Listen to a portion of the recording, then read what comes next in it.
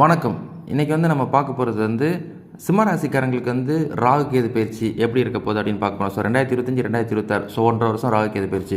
அதில் சிம்மராசியில் பிறந்த மக நட்சத்திரத்துக்காரங்க ஃபஸ்ட்டு, ரெண்டாவது பூர நட்சத்திரம், மூணாவது உத்திர நட்சத்திரம். ஸோ இந்த 3 நட்சத்திரத்துக்காரங்களுக்கு இந்த ராகு கேது பயிற்சி நல்லதமாக இருக்குமா, இல்லை எங்களுக்கு சாதகமான பலன்கள் இருக்குதா, இல்லாட்டினா இன்னமும் எங்களுக்கு ஒஸ்ட்டாக தான் இருக்குமா அப்படின்ற ஒரு கேள்வி எல்லாத்துக்குமே இருந்துகிட்டு இருக்கும். காரணம் இவங்க பெரிய லாங் ட்ராவல்னால் இந்த சிம்மராசியை கடந்து செல்வதற்கு 1.5 வருஷம் எடுக்கும். அப்போ சிம்மராசிக்கும் எப்பயுமே ஒரு கிரகம் தான் கான்செப்ட். இப்போ இந்த ராகு கேது 1, 7 2 இடத்த எடுத்துக்கிடுவாங்க.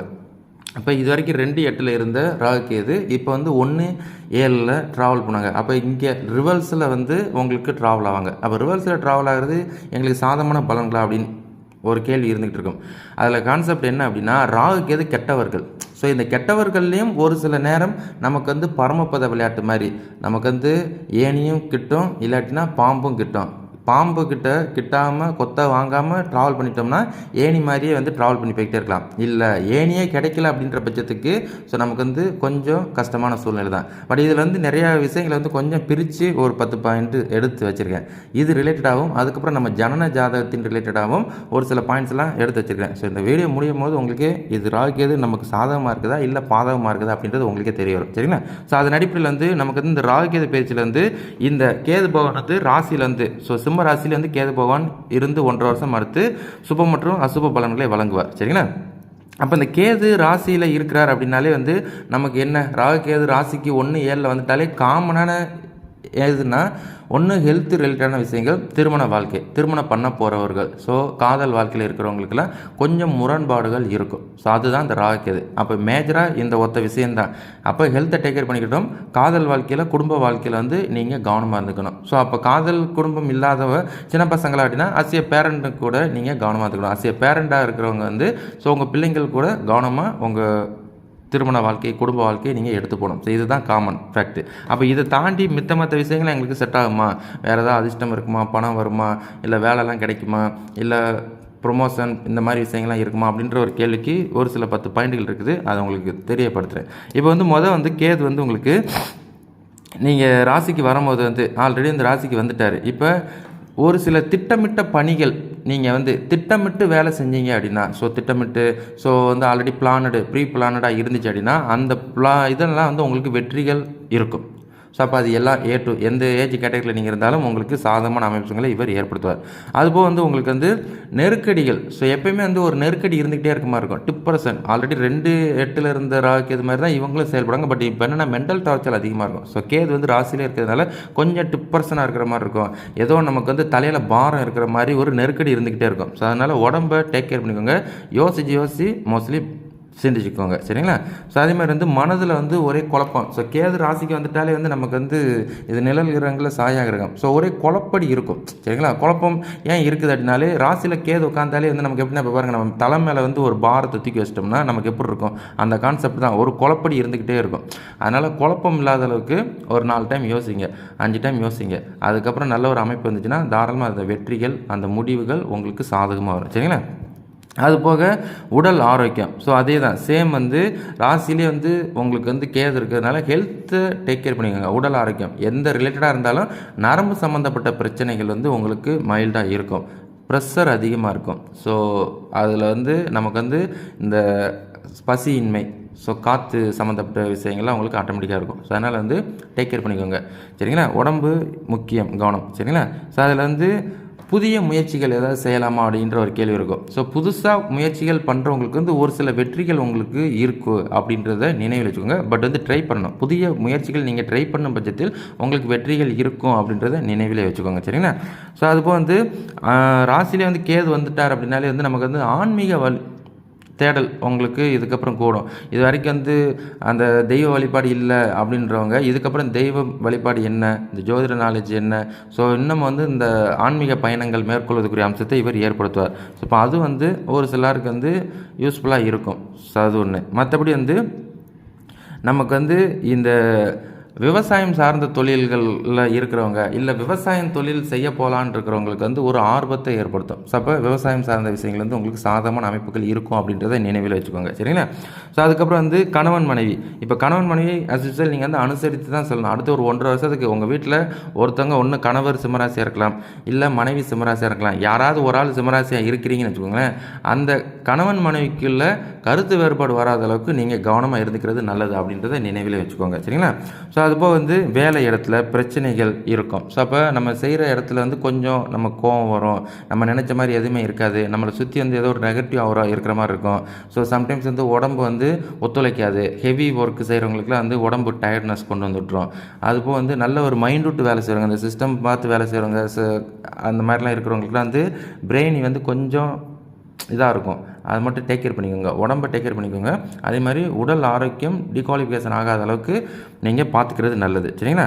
ஸோ அதுபோல் வந்து படிக்கிற பசங்களுக்கு, ஸோ படிக்கிற பசங்களுக்குலாம் நல்லா இருக்குமா அப்படின்ற ஒரு கேள்விக்கு வந்து படிக்கிற பசங்களுக்கு வந்து மந்தமாக தான் இருக்கும். ஸோ அப்போ படிப்பு ஸ்தானம் வந்து கெட்டு போயிடுச்சா அப்படின்னு கேட்டால், ஸோ கேது ராசியில் வந்து உட்காந்து அடுத்த ஒரு 1.5 வருஷம் இருக்கிறதுனால ஸ்லோ அண்ட் ஸ்டடியாக தான் இருப்பீங்க. ஸோ அதனால் வந்து நீங்கள் மனப்பாடம் இதுக்கப்புறம் பண்ணக்கூடாது. மனப்பாடம் பண்ணுற பசங்களாக இருக்கிறீங்க அப்படின்னா, ஸோ நீங்கள் வந்து என்ன பண்ணுறீங்கன்னா புரிஞ்சு படிக்கணும். விசுவல் கம்யூனிகேஷன் இப்போ எப்படின்னா படிக்கும் போதே அது புரிகிற மாதிரி, இதை வந்து எப்படின்னா விசுவலாக இந்தந்த சம்பவத்தை வந்து நம்ம படம் பார்க்குற மாதிரி, படம் பார்த்தோம்னா சம்பவங்கள்லாம் ஞாபகத்தில் இருக்கும். ஆனால் படிக்கிறது வந்து மனப்பாடம் பண்ணுற மாதிரி, அதை வந்து நீங்கள் அப்படி பண்ணக்கூடாது. ஸோ இந்த மாதிரி விசுவல் கம்யூனிகேஷன் மாதிரி மைண்டில் ஏற்றுனீங்கன்னா அடுத்த ஒரு 1.5 வருஷத்துக்கு மறக்காது. எக்ஸாமில் உட்காந்தா கூட சரி இதுதான் பாயிண்ட்ஸ் அப்படின்னு சொல்லிட்டு எழுத ஆரம்பிச்சிடுவீங்க. ஸோ அந்த மாதிரி இருக்கும். படிப்பில் கவனம் தேவை. ஸோ அதுபோல் வந்து புதிய முயற்சிகள்.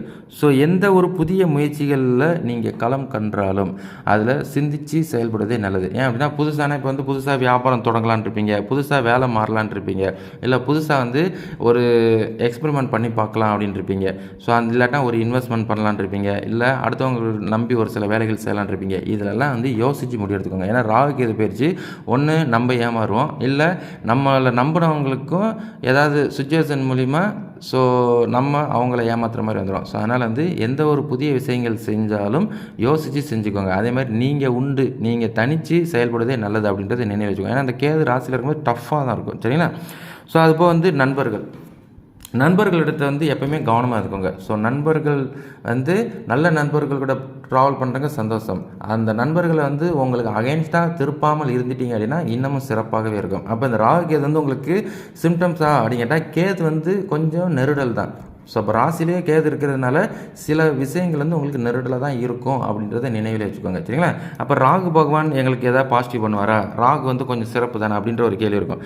அப்போ ராகு அப்படின்னு வரும்போது வந்து நமக்கு வந்து ஸோ என்ன பண்ணுறாரு அப்படின்னா ராசிக்கு 7ல் ராகு வர்றாரு. அப்போ ராசிக்கு 7ல் ராகு வர்றாரு அப்படின்னாலே வந்து கணவன் மனைவிக்குள்ள விஷயங்களில் கவனம் தேவை. ஸோ விட்டு கொடுத்து போகிறது, கிவ் அண்ட் டேக். ஸோ அதுபோல் வந்து மனைவிக்கு பிடிச்சார் போல் கணவருக்கு பிடிச்சார் போல் கொஞ்சம் சேஞ்சஸ் பண்ணிட்டீங்கன்னா சிறப்பு. சரிங்களா? அதுபோல் வந்து வெளியூர் பயணங்கள். ஸோ இப்போ வெளியூர் வெளிநாடு இந்த மாதிரி பயணம் பண்ணுறவங்களுக்கு, வெளிநாட்டில் இன்வெஸ்ட்மெண்ட் பண்ணுறவங்க, வெளிநாட்டில் வந்து வேலை செய்கிறவங்க, ஸோ அந்த மாதிரி விஷயங்கள்லாம் இருக்கிறவங்களுக்கு வந்து இன்கம் பேசஸ் இருக்கும். ஸோ இது வரைக்கும் ராசிக்கு 8ல் ராகு இருந்து சில பல தடங்களை ஏற்படுத்தி இருந்திருப்பார்.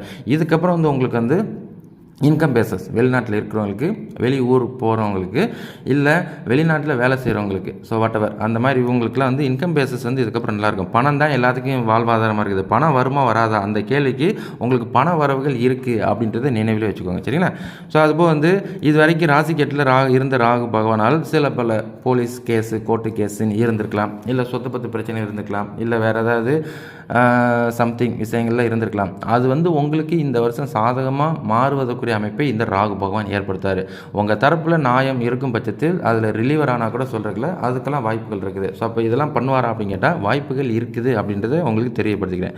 ஸோ அதுபோல் வந்து சாப்பாடு விஷயங்களில், ஸோ அப்போ ராகு வந்துட்டாலே வந்து நம்ம சுகபோக இன்பங்களுக்கு தான் அதிகமாக இம்பார்ட்டன்ஸ் கொடுப்பாரு. பிடித்த சாப்பாடு, பிடித்த உடுப்பு போடுறது, பிடித்த மாதிரி நம்மளோட இதை மாற்றிக்கிறது, செல்ஃபை மாற்றிக்கிறது, அந்த மாதிரி விஷயங்கள்லாம் இருக்கும். ஸோ அதை கரெக்டாக உங்களோட வருமானத்தின் நிலை அறிந்து அதன்படி நீங்கள் செயலாற்றுகிறது நல்லது. சரிங்களா? ஸோ அதாவது வந்து புதிய நண்பர்கள், ஸோ புதிய நண்பர்கள் வந்து உங்களுக்கு இதுக்கப்புறம் கிடைப்பாங்க. ஆல்ரெடி எங்களுக்கு நண்பர்கள்லாம் இருக்கிறாங்க, நண்பர் வச்சு ஒரு புரோஜனம் இல்லை அப்படின்னு சொல்லிக்கிறாங்க. அது சின்ன பசங்க, என்ன பிலோ 20 இருக்குல்ல. பட் வந்து புதிய நண்பர்கள் அப்படின்னா வியாபாரத்தில், ஸோ வியாபார நுணுக்கமாக நீங்கள் போகிற இடங்களில், இல்லை நீங்கள் புதுசாக பழக்கமாகிறது நண்பர்கள் மூலிமா ஒரு சில வியாபாரம் உக்திகள், வியாபாரத்தை பெருக்கிறது, வியாபாரத்தை விரிவடைகிறது, இந்த மாதிரி விஷயங்கள்லாம் உங்களுக்கு நடக்கும். ஸோ அதுக்கெல்லாம் வாய்ப்புகள் இருக்குது.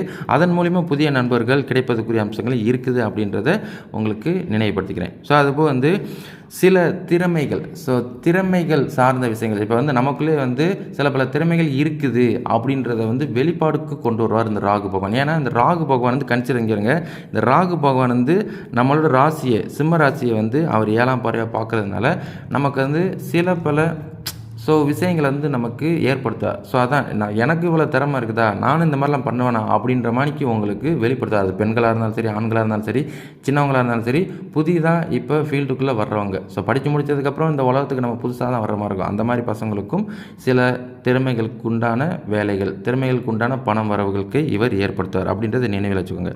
அதே மாதிரி மற்றவர்களை நம்பாமல் இருப்பது நல்லது. ஏன் மற்றவர்களை நம்பாமல் இருப்பதுன்னா, 7ல் உள்ள ராகு ராசிநாதனை எப்பயுமே பார்க்குறதுனால கெட்ட செயல்களுக்கு உங்களை வழி நடத்துகிற நண்பர்களை வந்து நீங்கள் மோஸ்ட்லி அவாய்ட் பண்ணிக்கோங்க. ஏன்னா கெட்ட நபர்கள்லாம் இப்போ எக்ஸாம்பிள் வந்து நம்ம கஷ்டகாலமாக இருப்போம், அந்த கஷ்ட காலத்தை பயன்படுத்துறதுக்கு ஒரு சிலர் வந்து வருவாங்க. பட் நமக்கு இங்கே நல்லவங்களை பார்த்தாலும் நல்லவங்க மாதிரியே இருக்கும், கெட்டவங்களை பார்த்தாலும் நல்லவங்க மாதிரி தான் இருக்கும்.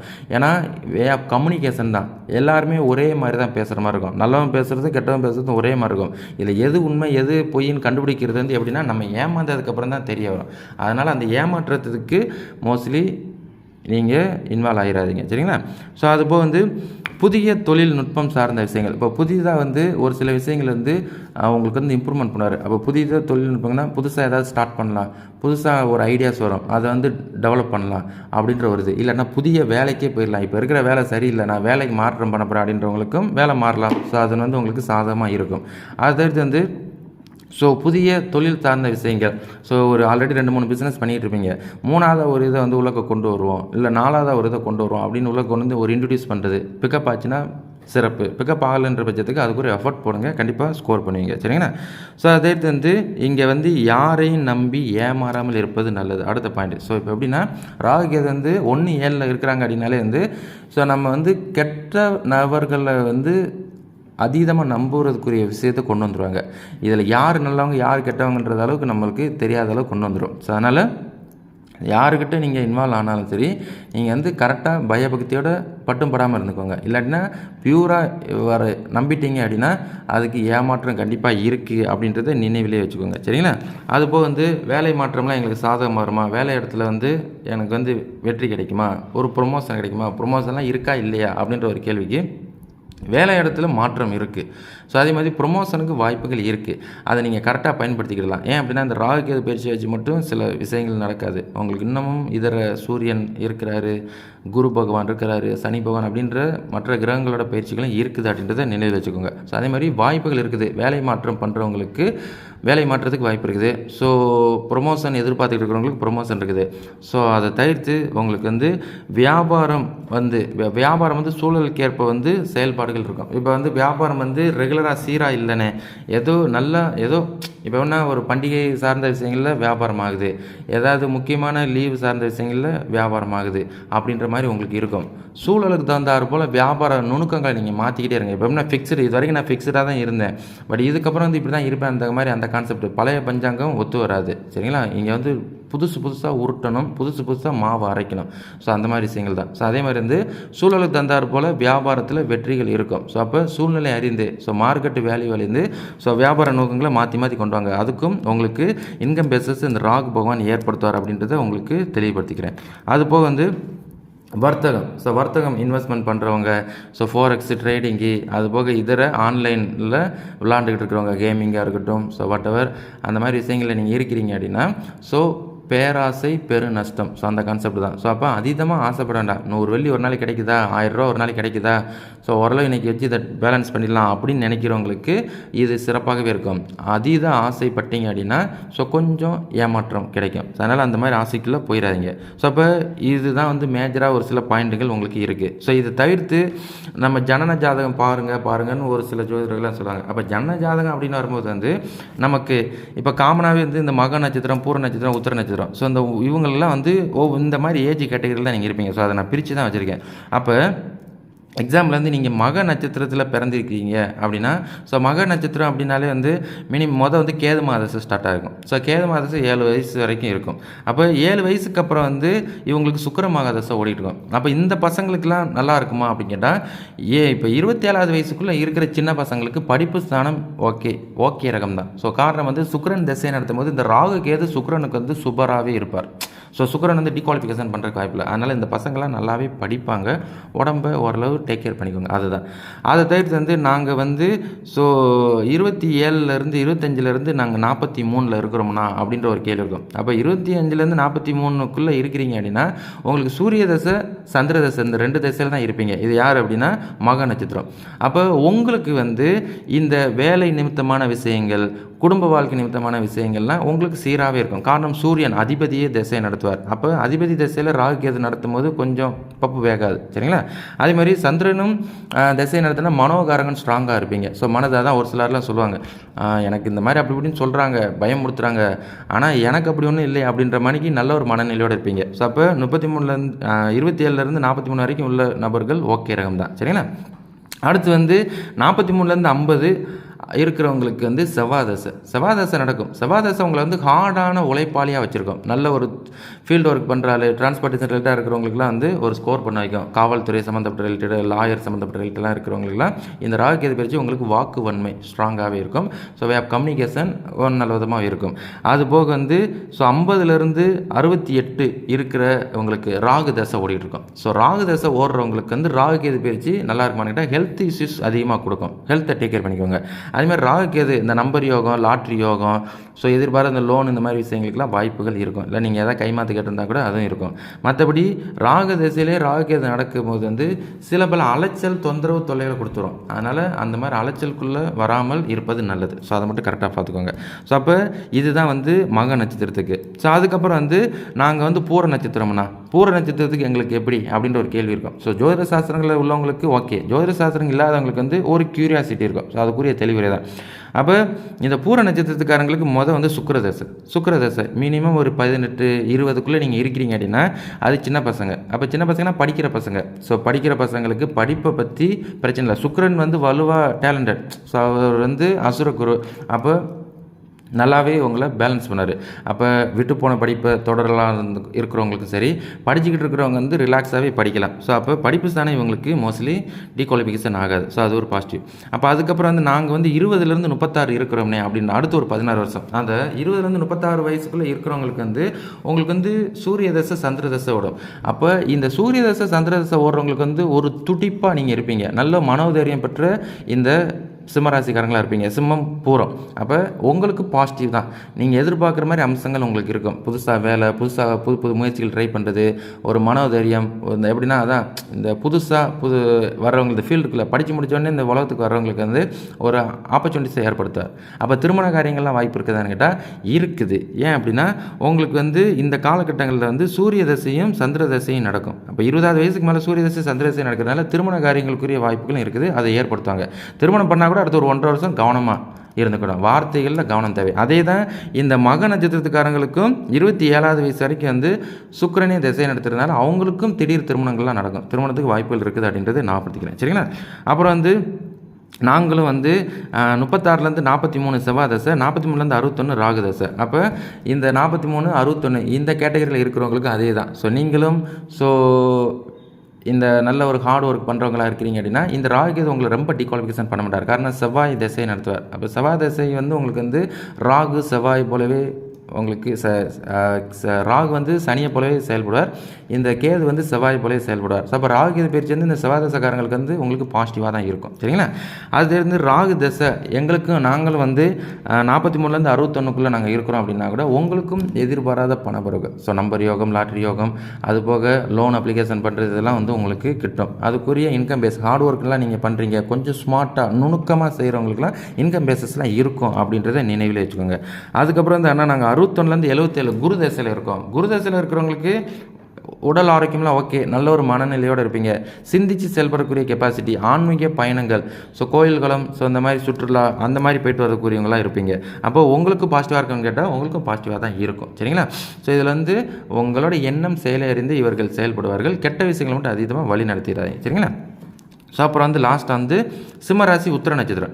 இந்த சிம்மராசி உத்திர நட்சத்திரத்துக்காரங்களுக்கு ஃபஸ்ட்டே வந்து அவங்களுக்கு வந்து சூரியன் தசை நடத்துவார் சின்ன பசங்களுக்கு. அது ஒரு பெரிய விஷயம் இல்லை, அது பாசிட்டிவ் தான். ரெண்டாவது சந்திர தசை 16வது வயசு வரைக்கும் நடக்கும். அப்போ படிக்கிற பசங்களுக்கு 16வது வயசு வரைக்கும் 6லேருந்து 16 10 வருஷம் படிக்கிற பசங்களுக்கு படிப்பு ஸ்தானம் நல்லாவே இருக்கும். ஸோ நல்லாவே படிப்பாங்க.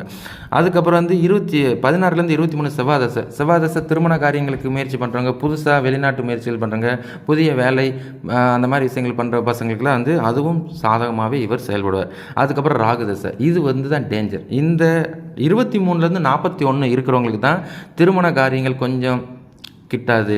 ஸோ திருமணத்துக்கு முயற்சிகள் கொஞ்சம் தடைத்தரங்களாக இருக்கும். அதுபோல் வந்து காதல் வாழ்க்கை ஃபெயிலியர், அதுபோல் குடும்ப வாழ்க்கையில் இருக்கிறவங்களுக்கு கொஞ்சம் இவங்களுக்கு தான் சிம்டம்ஸ் அதிகமாக காட்டும். அந்த 23லேருந்து 41க்குள்ளே இருக்கிற சிம்ம முத்திரத்துக்காரங்க மட்டும் திருமண வாழ்க்கையில் இருக்கிறவங்க, காதல் வாழ்க்கையில் இருக்கிறவங்க கொஞ்சம் கவனமாக இருந்துக்கணும். ஸோ வார்த்தைகள் கொடுக்கறது வாங்குறது பார்ட்னர்கிட்ட, அதுபோக சொந்த பந்தம், அதுபோக குடும்பத்தாள்கள்கிட்டலாம் கவனமாகவே இருந்துக்கணும். சரிங்களா? அதை தவிர்த்து 41க்கு மேலே நான் 57ல் இருக்கிறேனே அப்படின்னா உங்களுக்குலாம் திருமண வாழ்க்கையும் நல்லாயிருக்கும், குடும்ப வாழ்க்கை, தொழில் ஸ்தானம், ஸோ எதிர்பாராத பண வரவுகள்லாம் உங்களுக்கு இருக்கும். ஸோ அவங்கள பேலன்ஸ் பண்ணும், உடல் ஆரோக்கியமும் ஓரளவு பேலன்சிங்காக இருக்கும். 57லேருந்து 76 சனி தசை உங்களுக்கு சென்சிட்டிவாக தான் இருக்கும். ஏன் அப்படின்னா சனி தசை சிம்மராசிக்காரங்களுக்கு ஓடுதுனாலே வந்து சனி பகவான் சிம்மராசிக்கு அகெயின்ஸ்ட்டு. அதனால் நீங்களும் உடம்பை டேக் கேர் பண்ணிக்கிடணும், கரெக்டாக இருந்துக்கிடணும். இல்லாட்டினா கொஞ்சம் படுத்த படுக்கை ஆக்குறது, ஆஸ்பத்திரி செலமாக கொண்டு வந்துட்டுருவார். ஸோ இந்த மாதிரி விஷயங்கள்லாம் உங்களுக்கு இருக்குது. இது வந்து ஓரலாக என்னோடய ப்ரெடிக்ஷனு. உங்களோட ஜனன ஜாதகத்தில் தசாக்கு ஏற்ற மாதிரி புத்திகள் நடக்கும். அந்த புத்திகளுக்கு ஏற்ற மாதிரி உங்கள் ஜனன ஜாதகம் செயல்படும். உங்கள் ஜனன ஜாதகத்தில் ராசி கட்டத்தை பொறுத்தும் உங்களுக்கு உங்கள் ஜாதகம் செயல்படும். சரிங்களா? எப்பவுமே வந்து நீங்கள் ராகு கேதுவை மட்டும் ஃபோக்கஸ் பண்ணி நீங்கள் ட்ராவல் பண்ண அவசியம் இல்லை. ராகு கேதுவை தவிர்த்து குரு பயிற்சி நடக்க போகுது. குரு பயிற்சி சில பலன்களை மாற்றம் பண்ணுவார். அதுபோக சனி பயிற்சி அவருக்கும் ஒரு சில பலன்கள் மாற்றம் இருக்கும். அப்போ இந்த 3 பயிற்சிகளும் முடிஞ்சதுக்கப்புறம் இந்த ராசிக்கு பலன்கள் மாறும். ஸோ இதர கிரகங்களான சூரியன் பயிற்சி இருக்குது, அதுபோக வந்து உங்களுக்கு செவ்வாய், புதன், அதுபோக சுக்கிரன், இந்த மாதிரி பேச்சுகளும் மாதம் பலன்களை மாற்றாங்க. பட் ரெகுலராக என் கேரியர் ஸ்டெபிளாக இருக்குமான்னு கேட்டால் கேரியர் ஃபினான்ஷியல் ரிலேட்டடாக உங்கள் ஜனன ஜாதகத்தை பொறுத்து தான் பலன்கள் இன்னமும் சாலிடாக நீங்கள் அக்யூரேட்டாக தெரிஞ்சுக்கலாம். மற்றபடி இது ஸ்பெசிஃபிக்காக பொது பலன்களாக இருக்கிறதுனால ஸோ இதுதான் மேஜர். ஸோ என்னோடய நாலேஜ், என்னோடய எக்ஸ்பீரியன்ஸ் வச்சு உங்களுக்கு ஒரு தெளிவுபடுத்தியிருக்கிறேன். இது உங்களுக்கு புரிஞ்சாலே உங்களுக்கு இந்த ராகு கேது பயிற்சி ஒரு 50% உங்களுக்கு ஓகே இருக்கும் தான். சரிங்களா?